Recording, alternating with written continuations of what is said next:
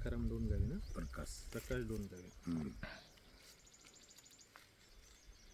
कृषी विज्ञान केंद्र सगरोळीकडून आपण रब्बी हंगाम 2024 मध्ये डोणगाव आणि मुगाव हे जी नायगाव तालुक्यातील 2 गावं आहेत, ह्या ठिकाणी परभणी शक्ती ह्या जैवसंतृप्त वाहनाचे जवळपास 25 शेतकऱ्यांना 25 एकर प्रक्षेत्रावर हे समूह प्रथमदर्शनी प्रात्यक्षिक आपण ह्या गावामध्ये दिले होती.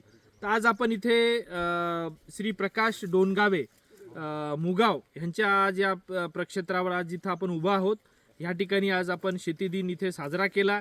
आणि ह्याचं जे काही महत्त्व आहे, परभणी शक्ती ज्वारी आपण का लावली पाहिजे, त्याच्या आरोग्यासाठी काय फायदे आहेत, हे सविस्तर आपण शेतकऱ्यांना ह्या शेती दिनच्या माध्यमातून या ठिकाणी सर्व शेतकऱ्यांना त्याचं महत्त्व पटवून दिलेलं आहे. आणि पुढच्या जी काही हंगाम आहेत येणारी, म्हणजे येणारा जो खरीप हंगाम असेल, रब्बी हंगाम असेल, या दोन्ही हंगामामध्ये ह्या शेतकऱ्यांकडून ह्या परिसरामध्ये मोठ्या प्रमाणामध्ये परभणी शक्ती या वाहनाचा लागवड शेतकऱ्यांनी मनोदय आज या ठिकाणी केलेला आहे.